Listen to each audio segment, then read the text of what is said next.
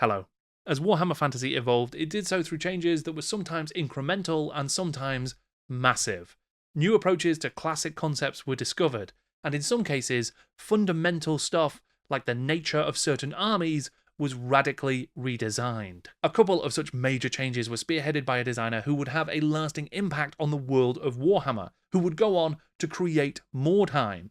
Following his radical overhaul, the forces of chaos and the powers of magic would never be the same again. And we're going to talk about the how and why of both.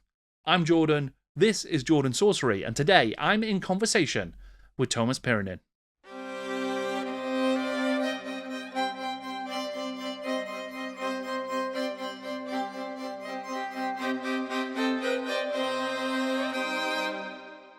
Tuomas, thank you so much for joining me. I really appreciate you taking the time. I thought maybe we'd start with just a little bit of background to your time working at Games Workshop and working on Warhammer, if we could. Yes. So this goes far back into the lens of memory, but around 95, 96, I started at Games Workshop. Is the first, like, just a little bit of time. I actually worked at Citadel Journal before they decided that no, I'm wasted there. Then they did what they did with everybody who was going into the games development. I did a year stint at White Wolf.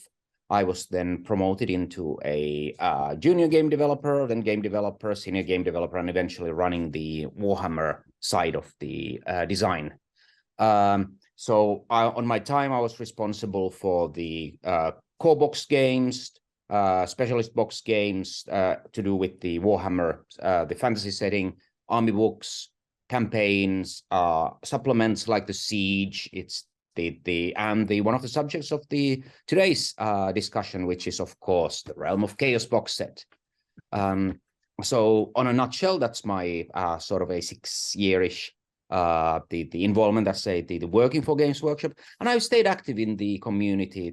I spend a lot of time, especially on the Mordheim social media, because the game's so close to my heart. There's a wonderful community there. And it's fascinating to see a game that you wrote over 20 years ago. It's just growing every year, which is just amazing for a product that has no official support. Shows the strength of community. Absolutely, yeah. I mean, more and more loved just every passing year. You're right. It seemed to be more talk about it and more sort of stuff going on with it. Yeah, I suppose Warhammer itself continues to be very, very interesting to a lot of people as well. And you mentioned there the Realm of Chaos box. So yeah, we can get into that. And that was a new approach for chaos in Warhammer, right? So previously, the Warhammer Armies book for Chaos that came out in 4th edition had kind of lumped everything together. You had all of the different gods of chaos, all the different types of chaos, flavors of chaos, if you like, in a single army. So you might have some demons and some beastmen and some chaos warriors. You took a radically different approach, really, with the Realm of Chaos box that you released. So what was the sort of design approach there that led you to that?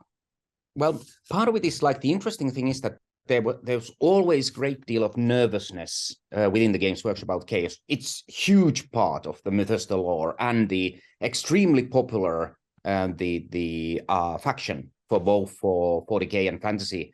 But the two seminal Realm of Chaos books, the Slaves to Darkness and Lost and the Damned, had like, when you mentioned them to the old guard, they had nervous twitch. Because those books, while absolute classics of gaming and hugely revered for many good reasons, were also like brought the company within an inch of bankruptcy because they were so expensive and hard to make and took so much effort and the focus.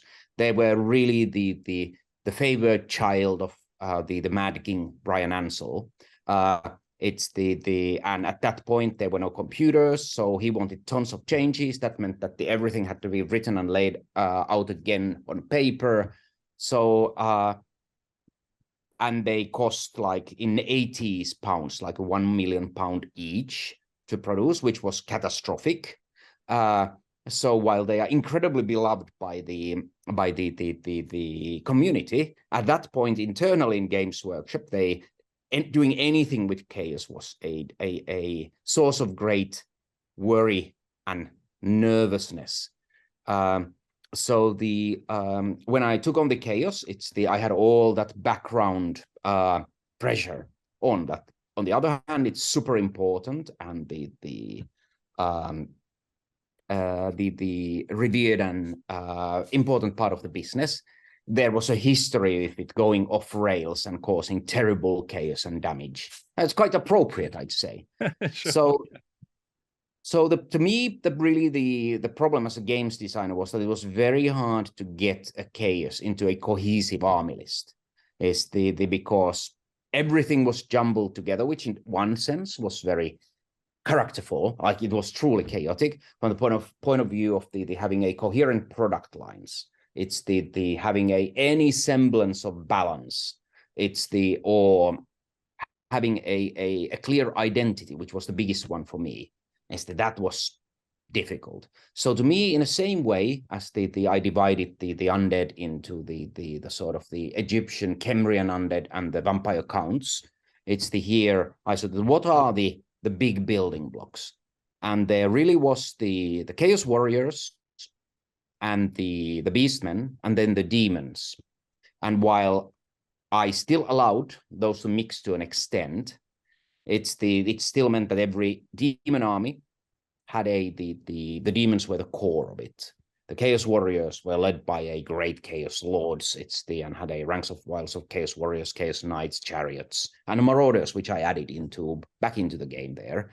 And then the Beastmen, which were really my favorite part, which was the bestial horde. It's having the bring on new types of the beastmen, like the Angors and the creating bestigors. It's to have a coherent army list, and each one of them having their own strength. And then even more risky was making the army selection completely unique.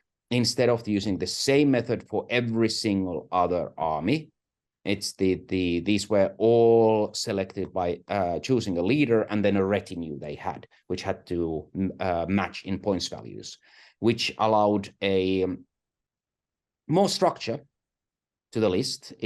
And a very unique flavor, because you build it thinking of these retinues rather than the pick and mix candies, which meant that the armies tended to be quite cohesive looking and having a identity on the battlefield. But it was a big risk because we were asking players to learn a completely new way of selecting armies. It was also a remarkable book from the point of view that it was the first book where the relationship I had with John Blanche really blossomed, because he obviously had a huge part of making the original Realm of Chaos books. The fourth edition Chaos was not really in his wheelhouse when you look at it. So then he wanted to step back in because it was for him creatively important, and we found sort of kindred souls, and we did a lot of work together. I would write a piece of text, he would do a full-page illustration, he would do a full-page illustration, I would write a text to go with it, and our relationship was very sort of organic. Like I said in a previous interview, I don't think there's ever been a one crossword between the two of us. Sometimes you have people that you just you harmonize with. And the Rick Priestley was there along all the way, helping me, because this was a very big project, and it was a box set as opposed to a book. So the Games Workshop was putting quite a bit of ammo behind it, because it was chaos. And there was a lot of nervousness within the company, from the point of view of the financial success, because doing such a radical change into such a core seller was a risk, which luckily paid off. And that, because I mean, it was obviously a dramatic release. That big box that had so much in it that did revolutionize the sort of thinking of chaos and the way people were approaching chaos. Was there ever a thought of, well, actually, we could do it a bit more conservatively? Let's just do a couple of smaller books, and this sort of thing was explored in later editions, of course, as well. But what was the thinking that was, let's do it as a big box and really just go all out on it? Well, that was I had an idea, and then I had Rick's backing. He was just that, yep, let's do it that way. And Rick was at that point a board director. So even if somebody disagreed, sucks to be you, I guess. Tom Kirby obviously could have overruled him, but Tom was not really into doing at that point, backseat driving the design department, because it was Rick's wheelhouse. So if there were, Rick shielded me from the such worries. But also I've done a fair bit of the stuff that had been successful already. So, and I had a personal relationship with the guys at sales. So I had advocates I know on that side of the fence. They believe that the stuff I would do, I would have a sensible head on my shoulders and not go off the rails. Because of course with the Brian Ansell, he was a very, very hard man, but there's a lot to admire. Like, he made Games Workshop a financial success during the deep doldrums of the British economy, when everything was going to hell. He was actually managing to grow such a niche company, and he was a game designer of sorts. It's maybe not very focused, but he did a lot of stuff that we still consider classics. So but he of course could not be overruled. He was the boss at that point. So if there were nervousness, it did not the filter to me. There was the Robin Deuce and the Rick stood as the Phalangian guard on the gates of the design studio. Yeah, go ahead. Well, how much did you go back to those Realm of Chaos books in the creation of your version of Realm of Chaos? Were you using them as like real references, or was it just sort of come up with your own stuff more? Yeah, no, it was for the lore, definitely. Like, and there was a lot of fascinating stuff on that ultimately wasn't usable. Like, there was a beastman of every Chaos God, and the problem there was that we would have a 4 times the model range for the same models in a shop where there is a limited space, as it is today still, but back then especially, we had a lot of ranges of miniatures, and Chaos was a huge range. So if I'd went and said that, okay, let's have every Chaos, Beastman, and have 4 versions of it for everything, all the troop types I came up with, there would be nothing else in Games Workshop shops, and that would be a no-go for business. And this isn't, by the way, somebody said to me. I knew it from the working at studio, is the learning to think in a certain way. Because nobody wants to be the guy who comes and tells designers it's the how to do the product ratings. Alan Merritt helped me a lot there. I have to give him credit. I also had a lot of the people who were involved in the original Chaos book still working there, who wouldn't touch it with a 10-foot pole for the obvious reasons. But there was a couple of things like I did I made the Beastmen follow the sort of the Chaos undivided, so the model range would have a cohesive look and not be so sprawling, because I don't think anybody would have bought all those models. And for the Chaos Warriors, it's we really went to town with the flavor of the gods for each of them. And then the Chaos Demons, well, they were demons. It's so you went all out. But the original books were absolutely lore favor, like all the stuff about the Chaos runes, the herd stones, and so on. But I also found weaknesses there, because one thing I thought that, all right, each Chaos Warrior is like, they could lay a waste on a single town by themselves. So it can't be that that's everybody in the Chaos Waste. And where the hell do they all come from? Because it describes these huge armies. And there would be nobody left in Empire and Bretonnia if they all became Chaos Warriors, because it always was the Chaos armies were way bigger than the Free Peoples could ever muster. So that's why I came up with the Chaos Marauders, who would have would be the bulk of the army, still terrifyingly powerful, but not godlike like the Chaos Warriors and Knights. And the would give a natural source of people. It's to join into the ranks. And I still kept the corruption aspect, like a lot of the Chaos Sorcerers and Warriors do come from Empire. You might remember in the companion volume to the Realm of Chaos, the Champions of Chaos that I wrote, there is the story about the corruption of a Reiksguard Knight who becomes a Chaos Knight. I want to describe that. But that could not be everybody, because there would be no knights in Empire if that was the case. So they were very important, but more from the point of view of lore than the game design side. And how did you deal with that sort of the fact that Chaos are unique in Warhammer and 40k, and that they cross over between those two game systems and universes, essentially. Was there any, did you have to work closely with the designers in the 40K space to make sure that you were keeping things aligned, or what was that kind of approach like? Again, that was like atmospheric, like the Jervis and Andy and Gav, who were mainly working on 40K. Well, they were the 40K department at that point. They were right there next to me. So you just chatted what we were doing about and gave feedback. There wasn't no official structure for it. But we also always had this thinking that the Warhammer world, in at least the cosmology that was given to me, that Brian Ansell wrote, and the one that I believe in, it is they are in the same universe, but it is within the storm of chaos, that it can never be reached by the 40K. And because of the distorting effect, there could be 1 billion years of time difference, a travel distance that could be at the same time 1 inch or 50 trillion light years. So, and that would all be within the realm of chaos. It's so even though the worlds are connected, especially by chaos gods and chaos and the sort of the underlying cosmology, they would never touch. There was some dabbling of that, like in the old Warhammer Siege, is the sort of and in the old Realm of Chaos books. But really doing the beastmen with bolters and the last guns, there was no appetite, not in me, not in anybody within the studio, and I don't ultimately think that much in the fan base.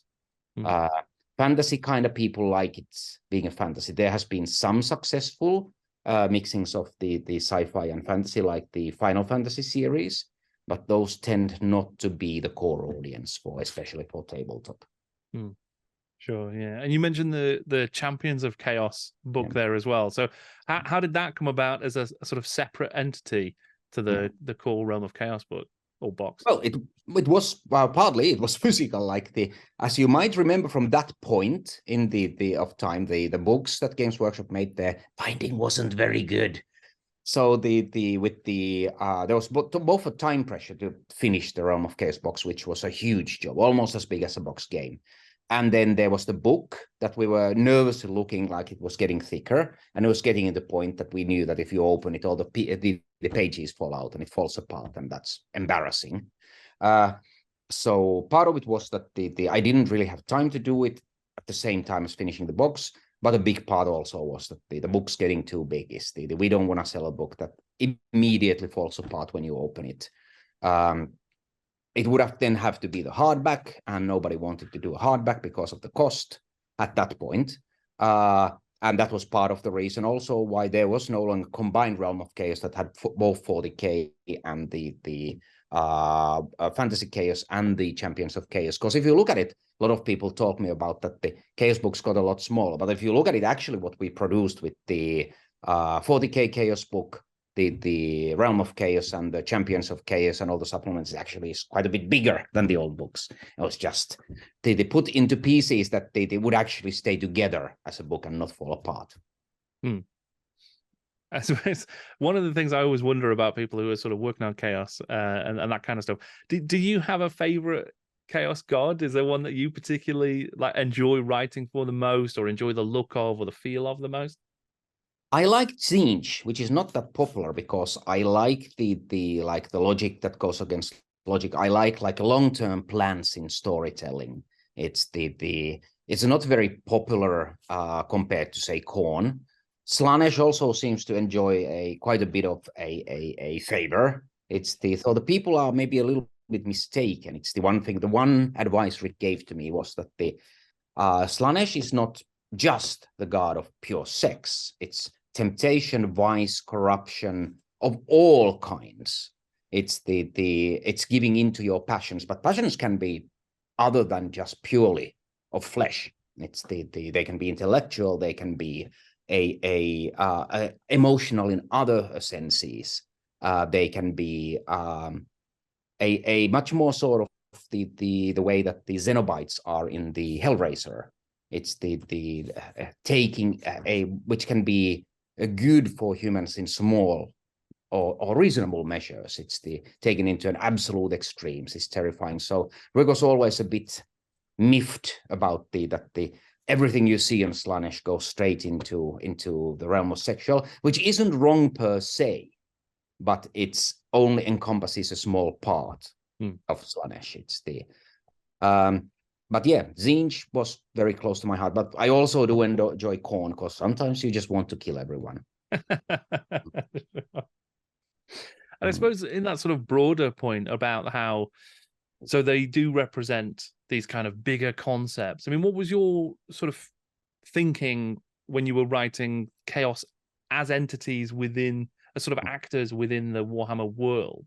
So how did you sort of square that circle of, we've got these, they're gods, they're infinitely powerful, but we're going to try and put them into this world and have them acting upon this world without just wiping everything out, and kind of making it interesting, making it sort of an interesting story, I suppose. Yeah, I mean, the one thing that the has been there from the beginning of the Warhammer mythos is that the chaos will win, but what the free peoples can do is delay it. So it's ultimately a futile struggle. But it's also is that because the chaos gods are immortal and inscrutable to us, their plans, for them, it's maybe they don't want to destroy the Warhammer world immediately. Maybe they want to, because they generate a power within the realm of chaos from mortal followers. They want to lengthen the suffering and see the ruin to be slow and agonizing. Maybe they want to lose sometimes. It's because they like being cruel to their own followers too, and seeing them outdone and the fall. And seeing them turn into chaos spawn. Similar kind of thing I'm working on with the Trench Crusade right now, but my line was that an immortal being, to them, the war has been going on in Warhammer world for 2,500 years. It's much more than that, 6,000 years. It's nothing. It's like a day. It's barely started. They are lengthening it because they have a bit more fun. For a human, lifetime is an eternity. For a chaos god, it's not even an eye blink. So for them, why stop the fun while you're having it? It's why not carrying a little bit longer, because you have all the time in the cosmos. Yeah. And of course they did, they went on to win, and it was Archaon marching into the Empire, and he was one of your creations, right, from Champions of Chaos. I mean, what was what was your thinking going into his creation and sort of building that character up? The chaos, we are human beings, and we require a personification for the hero and the anti-hero, the protagonist and antagonist. And the Warhammer world was lacking the antagonist. We had lots of protagonists, because even the leaders of, say, Skaven or Undead, they still wanted to retain the world, but the chaos was everybody's enemy in the end. Yeah, sure, they could ally occasionally with the other evil forces, but ultimately they wanted all them is gone into a chaos goo as well. That was always the end plan. But the problem there is that it's very difficult for you to root against a faceless enemy, or an enemy that's like if Khorne came on person to Warhammer world, he would just kill everybody in an eye blink.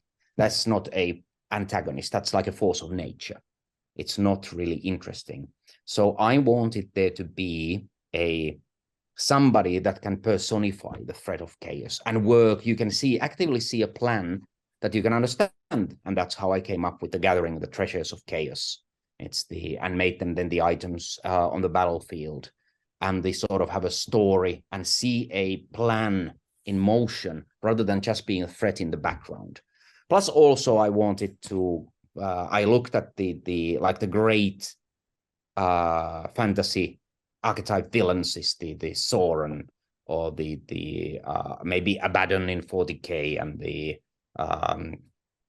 Darth Vader in Star Wars, and I wanted there to be this menacing force that, like, if you were a movie poster, he would be the one that his huge helmet and form looms in the background.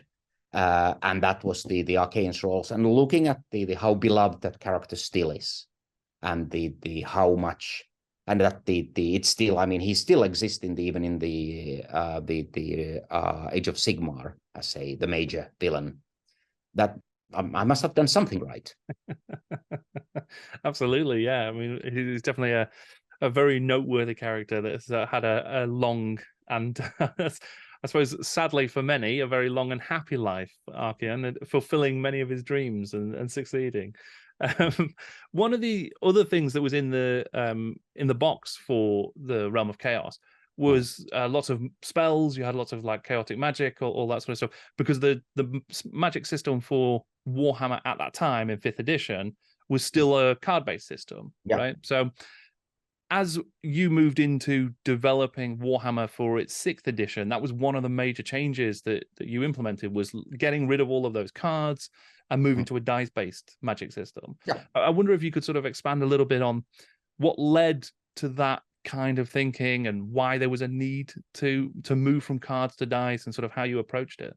No, you can blame the change for a poor kid in Finland back in 90s, namely me, who wanted to play Warhammer, but the getting so many box sets with all the cards, which I love. People often come to me and say, you must have hated them. I said, no, I absolutely love them.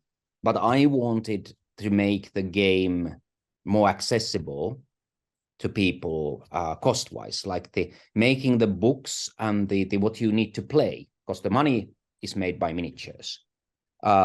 It's if there is a huge monetary obstacles, before you can even read the rules, then you are really shrinking your audience. And you could see that as we went on to the new editions of 40K and Warhammer, the books actually got very small, because the idea was that you need to be able to buy them on a Fiverr, so people can buy miniatures, which is the actual business of the game, which makes, actually, in many ways, it makes sense. So I do think you need that meat and bones of the lore as well. But the dice system change was purely that I wanted the 6th edition. You buy the box or the book, you got the game. It's you don't feel that you are being nickeled and dimed. Now you can make counter arguments to that, but that was the reasoning. And also, it's I think the dice system in the end worked pretty well. It also meant that when you went to play, you had less stuff to take with you, you had less stuff to lose, you had less stuff to break. But for the box edition, I was giddy because I get to do all the chaos spells and the chaos rewards. It's as these cool little cards that you could play. It's so it wasn't that I'm anti-card. I was more sort of a pro poor kids. Sure.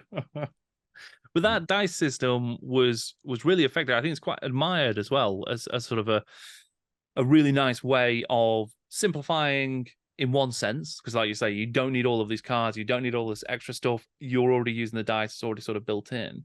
But it's quite intuitive at the same time as well. I mean, how did you go about developing the dice system and sort of moving across to a dice-led spellcasting system?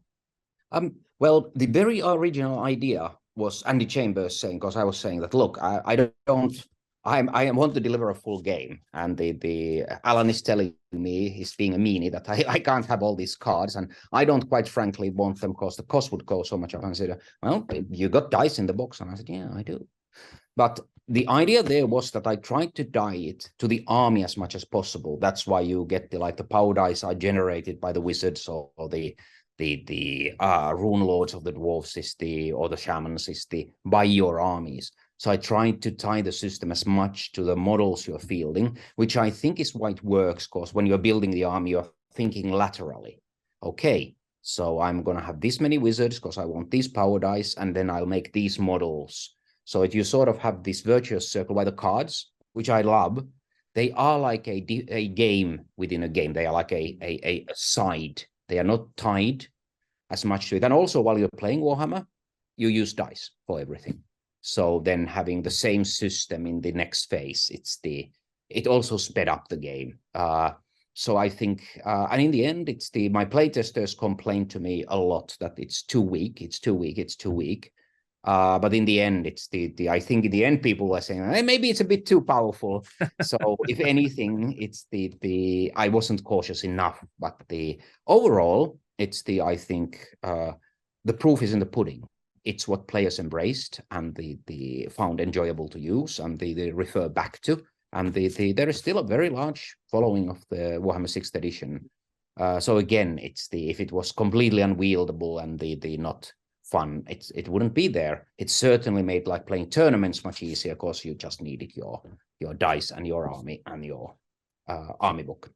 And when it came to the play testing, then, so because obviously there's a lot of was quite a lot of randomness in the 4th and 5th edition Magic rules. Obviously, you were like randomizing cards, you were randomizing what power levels you had, even whether or not you could dispel cards in a given turn, dispel spells from your enemy, that sort of stuff.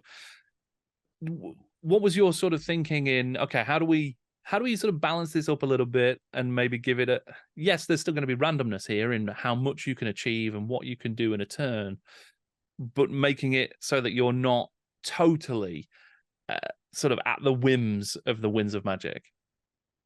Well, the everything counts by large amounts. Like the more dice you make people to roll, the more likely it is that they will roll an average result.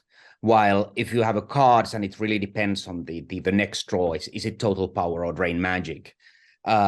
You introduce on each individual step a much greater chance of the something that decides the game that's completely down to luck. So I tried to make it so that the effect would be distilled across the system. So hopefully it wouldn't be all the time that the entire battle rests purely on luck. Sometimes it happens, like there is a break test that's crucial, or your general has to make an armor save, but that's okay, because at least there were several steps leading up to it and decisions you took to make it to that point, while as opposed to just that, oh bummer, it's he drew total power and wasted my army with this spell that's insanely powerful. So my thinking was really that let's try to get the people to roll a lot of dice. So the averages will probably mean that the effect of the luck gets dampened. I always quite liked the sort of it's almost a push your luck system of where you can roll more dice, but you're then more likely to miscast your spell and cause yourself some damage. And then obviously the miscast table was great fun, seeing wizards just explode or lose their ability to cast spells at all and stuff like that. Yeah, it was also like which has been lost a lot of the fantasy games, but the ethos of the Warhammer was that magic is dangerous. Like you dabble with it and you draw too deep, you're gonna pay a terrible price. And I wanted that to be in the system, like the deeply ingrained, and that you felt it was your fault because you pushed it. Not just that you were unlucky with the draw of card. I mean, of course, both are kind of luck, but at least you made a decision to take that risk, rather than that you have to draw next card and you're either lucky or not. And again, I'm not dunking on the card systems. Is drawing a lucky card can feel incredibly like the empowering, and yes, it's the getting a straight flush in a poker game. There is a good thing for that, but I do think that for a wargaming, especially one that you want to also work in tournament, the atmosphere, you don't want people to on the average, the player who is playing better should win more games. That was what we did want. But beginners should always have a chance, and at the very least an enjoyable game, which again, averaging the dice rolls help with that. Because if you're a beginner and you have a terrible luck, it can be you suffer usually crushing defeat and feel very bad. And I was thinking about the sort of core fundamentals in there about things like how powerful a wizard is and how many spells they have access to and what they can achieve in a given turn. They seem to have been pretty consistent across many editions of Warhammer. Were there any other things that were like, well, this has to stay? We have to make sure that this is what we build the system around. Or could you have done really anything you wanted? Could you have just completely changed Magic entirely if you'd wanted to at the time? I could have, but I would have had to explain it to a very formidable game developers around me. Like the Magic system, one also has to remember that it was battle proven, tested. Its metal. It's the 4 power levels, both from point of view of a miniature range and from the point of view of game system. They were done by a very, very capable game designers to begin with. So there were good reasons behind why they were implemented that way. I could have changed everything and anything I wanted. So of course, the idea wasn't to let people lose what is Warhammer. We have to remember that the asking anybody to learn a completely new system or a subsystem that bears no resemblance to what was before you are risking on losing people, because people are, especially if you've committed a lot of your time and energy and collection to the work within a certain game system, you are asking quite a lot for them to throw all that away and start from scratch. This is also why you see a lot of core games like we saw with Dungeons and Dragons. They've gone very much back to what Gary Gygax did in the end. They tried it, the 3.5 or 4th edition to really go far away. And potentially there was a lot of good things, but you had people with a decades of inbuilt love. It's brain space, and asking them to chuck that all away and start from scratch. That's a hard task. Also, often when a system becomes very, very, very, very successful and popular, there usually is a good reason for it. There must be something in there that really is the touches something within us deeply, that resonates with us. And a system can be brilliant on paper, but it doesn't emotionally connect you to it. I think one of the parts why Warhammer, even though it's quite archaic system by today's standards, there is a reason why 40k still is very much a Warhammer game. There is a sort of a role-playing aspect to it. It's very easy to get into the flow that now I'm wielding a chainsaw or a chaos blade, and the armor is blocking it, or I'm riding this thing this far. It sort of ties to you with an emotional level, even if the system, a more streamlined system, might be easier, faster, whatever. But if it doesn't touch your heart, you might not come back to it. You might say it's a great system, but you might not come back to it. Are there any other systems, just whilst we're on it, that you've seen out there in the wild that have that feeling for you, that you're just like really admire the way something's been designed?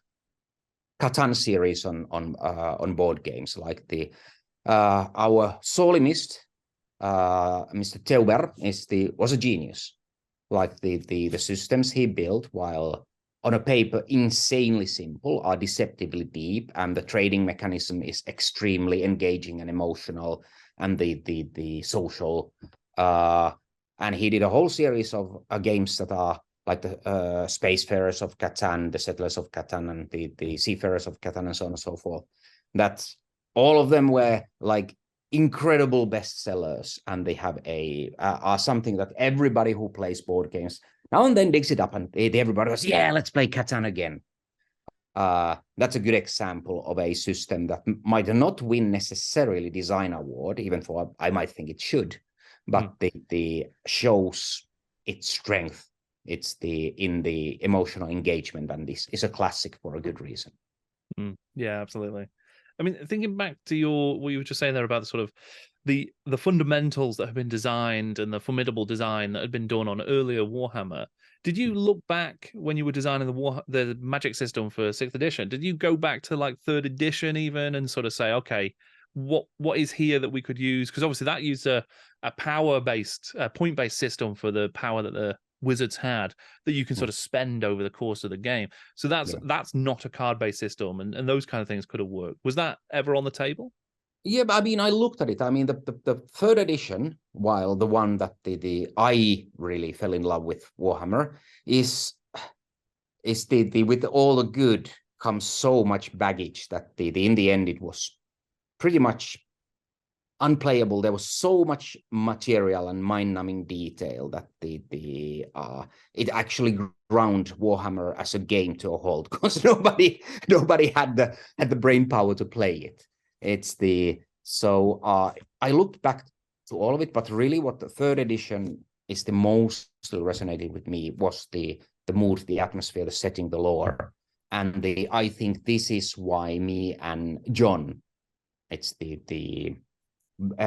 gelded so well. It's gelled so well is making the Realm of Chaos, because you can also see it in the miniatures. Like at that point, we were still at the red period of Games Workshop, so really bright candy-like colors, like the toy aspect, which was on purpose, by the way. It's at that point the sales believed that let's make them look like toys so we can sell more of them.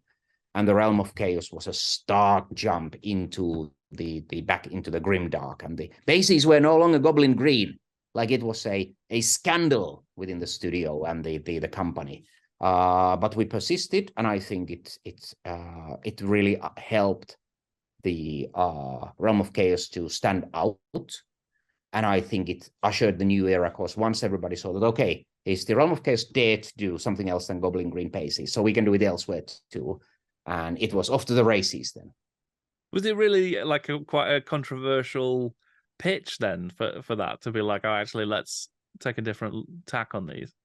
Yeah, absolutely. It's the people with clout were behind it, so there was no arguments as such. But it was like the people saw it and went, whoa, because we were used to doing things in a certain way, right? But colors, Goblin Green bases is the set Citadel colors for the reds and the blacks and the greens and the blues for everything. A certain way of highlighting. But part of that was that there was a huge miniature range, and we only had the same amount of time to paint all the models than for a usual army book release. So the heavy metal team had to come up with a faster way to do them. And naturalistic colors, can be done faster in a way they were done in Realm of Chaos with the skilled hands like that, than doing the blending and highlighting of individual colors. That was the order of the day before.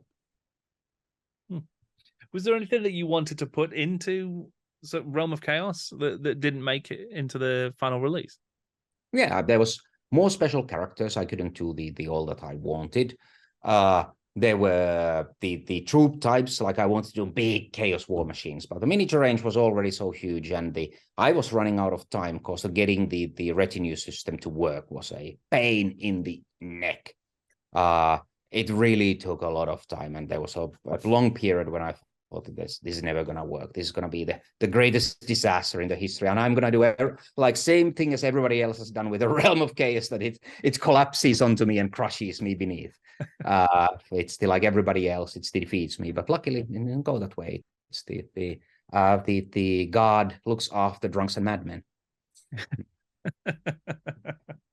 And do you get, when you were working on this kind of stuff, was there would you take a look at old ranges as well and kind of say, oh, actually, I really love this model, we haven't done anything in this kind of space in 10 years or whatever, let's try and find a way to bring it back? Yeah, absolutely. There was the classic Jess Goodwin Chaos Champions. We really wanted to bring that individualism back. It's there's definitely from the artwork, there were the beastmen. I looked at there were the beastmen chariot entries in the old 3rd edition books, but there was never any models. And then there was Gorthor. It's was my other character that I really love, which is also the story of the defense, is my homage to the Finnish Winter War. It's the defense I made, the Elector Count who defended Hochland is the Mikael Ludendorff. I made this really, really hard bastard who then was actually not very likable, but was the only man for the job, and the incredible dog defense in depth. And that story is one that a lot of fans come back to me and say, that's my favorite lore in Warhammer ever. I was very chuffed about that. But it was, but that again, it needed that strong antagonist, and it allowed me to say that okay, we need to make the Beastman chariot now. Sure. That's terrific. And so, is there anything else from that sort of work on either Realm of Chaos or on the sort of wider 6th edition that you sort of reflect back on and think, you know what, I'm super proud of this, or I'd love to work on that again or revisit it in some way? Those kind of things that have really been that have stayed with you from working on those systems and rules. For Chaos, it's I would really be interested in looking at the Chaos more within the enemy within. Like the Chaos cults and that recruit the followers, and the how you become a Chaos warrior, a champion of Chaos. It's what does a Chaos warrior coming from the lands of Araby look like? Is so the enemy within. I love that term. And of course, Warhammer being a battle game is dealt with the actual armies. But I really would have been interested to work more on the rot within. It's And that's part of why I put the cult of possessed into Mordheim. So the now that they come from the masks are off, then they come and rise now that the order has broken down. What are the chaos cults look like? So that's something I would have liked to have done more work on. I suppose there's always that sort of through line, like you say, your relationship with John Blanche that you developed on Realm of Chaos, and then Chaos itself as a major influence seems to have really fed into Mordheim, and sort of it's the perfect exploration of those kind of ideas and working relationships. Yeah, absolutely. I mean, once we, like me, worked on the Realm of Chaos, and John felt that they're right. I'm finally getting like my vision through here, and I can, because he was never into the period when everything was a bit more toy-like and cartoony and colorful. It's just not John. It's taking, by the way, I am not people who worked on that. They had their marching orders and they did splendid job. I am not dunking on that approach, but that's not John. So for him is seeing that there would be a sort of a like-minded soul in the design department for Mordheim, and it was a proven then for the Realm of Chaos. He felt confident for that, and then of course for 6th edition is to have that somebody that would have his back from the writing point of view and for the fiction point of view, because of course putting a John Blanche's artwork on a page and then on opposite page putting a sort of very jokey like a the middle school kind of humorous piece, it doesn't work. It's you have to have the synergy between the two. Yeah, absolutely. And I know you like working with a sort of I think you call it the closed door, and having these sort of nuggets of information, these unexplored ideas that are sort of peppered through. Were there any in Realm of Chaos that have sort of never been explored further that you remember or have like put in yes, there? There was my favorite one is there are the full page illustrations. There is the Great Chaos Wall, which I envisage was the version of the Great Wall of China that is in the Realm of Chaos. But of course, people don't go there and come back. It's so there is all sorts of the horrible wonders there, like the eldritch terrors like that, where the Chaos Army is just eternally they fight each other, some defending, some attacking, and completely unrelated to everything else. There was the Citadel of the symmetry, because the John Blanche ran out of time, and we still needed one full-page illustration. So he made the picture of a flying fortress, but he only painted the half, and then we mirrored it. And then he did just tiny little changes so it wouldn't be perfectly symmetrical. This gigantic flying fortress that the wanders aimlessly, and that's this horrible symmetry to it. There was all these places that if you made a game set in the Realm of Chaos would be interesting to study, but those were all closed doors, like they were just a tantalizing hints. And of course the Archaeans background, which the Games Workshop later explored in great depth. They made several books, and obviously the End Times campaign. If you look at it, what I originally wrote for him, he was very much shrouded in mystery. There were multiple stories where he might have come from, and what he was how he was aiming to do this.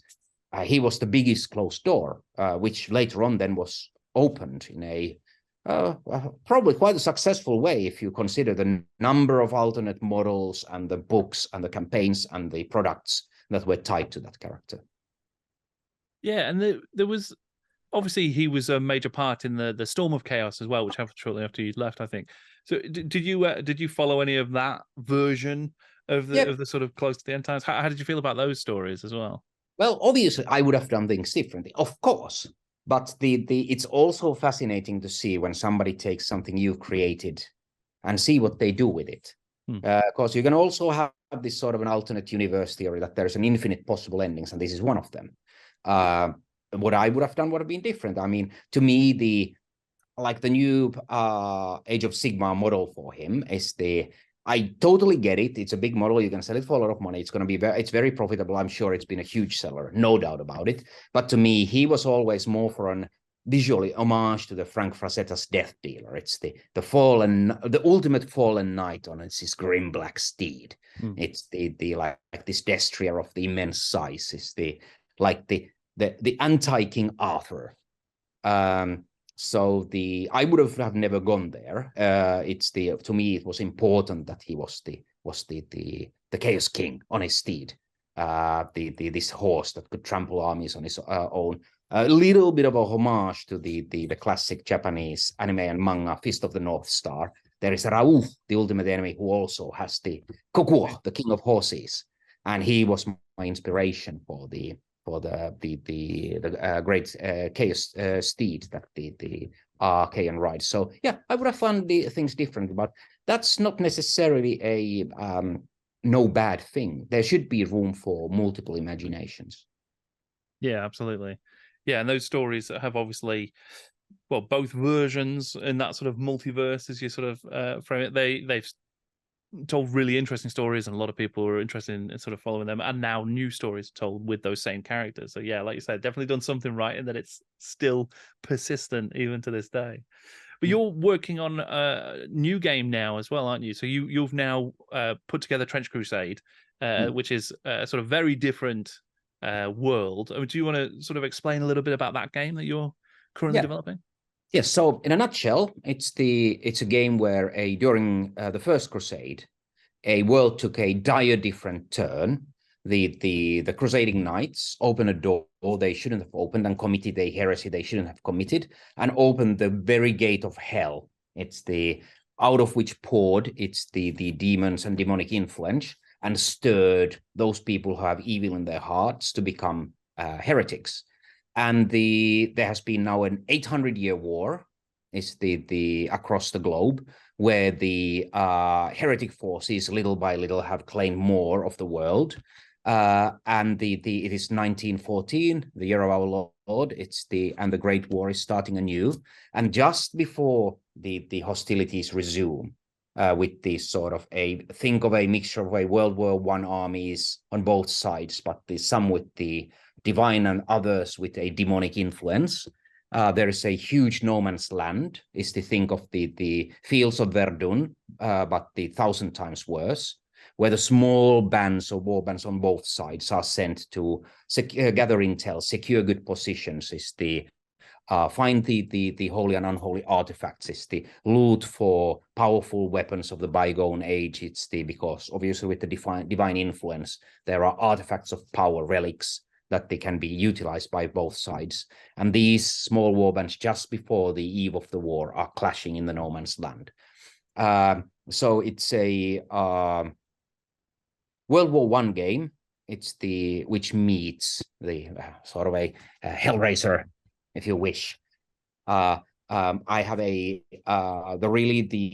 impact there was that this world has been developed by Mike from China, which people will know, for example, as the artist that created the look of the current Diablo games. So extremely beloved artist. And him and the James Sheriff, who is doing the core sculpting, contacted me and said that we really want to make a game. And I looked at it, and for a long time it has been that I've went on tabletop, I really want to actually go through the immense work that is involved in a tabletop game of the kind of magnitude that I want to do. I will commit to this. Let's make this.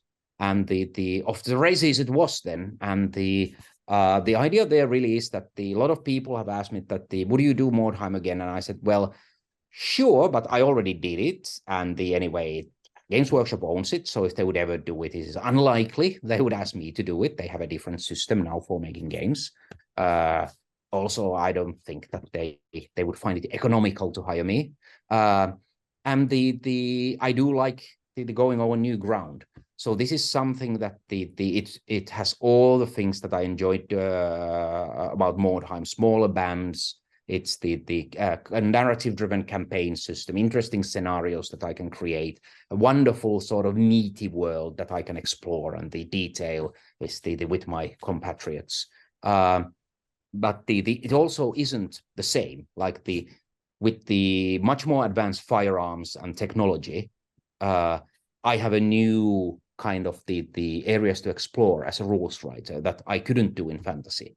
So to me, it's really in many ways the best of the both worlds. I am incredibly proud of the Games system I've created. Let's see if it resonates with the audiences. But thus far, the playtest feedback has been beyond positive. So I am feeling very good about this. I mean, of course, as a game designer, you have to believe in what you're making because you can't do it otherwise.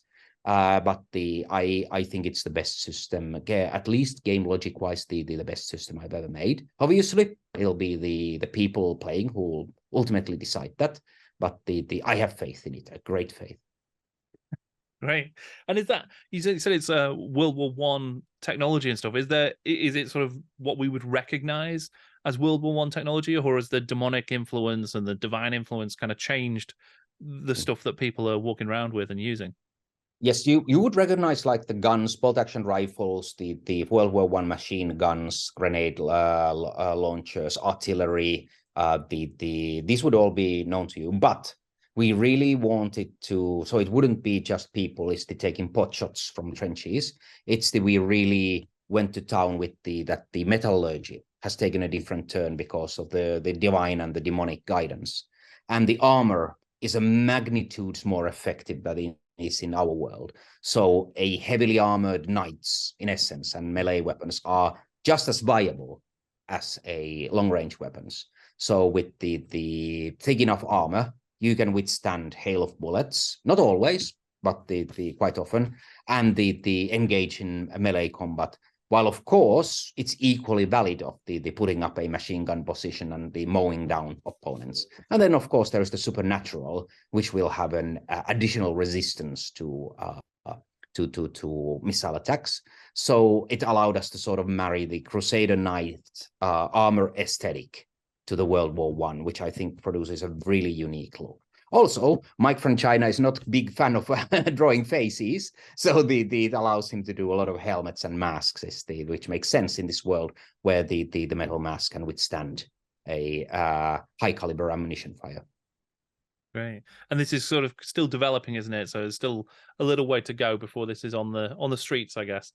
Yes, so we are launching a Kickstarter next year, and the playtest rules are hopefully out with a larger population of the backers of the initial test Kickstarter by the end of this year. So course, I am of the mind that if the people like the system, they will support it. So no point keeping it secret once I think it's ready for playtesting. So hopefully people will be able to try it out very soon.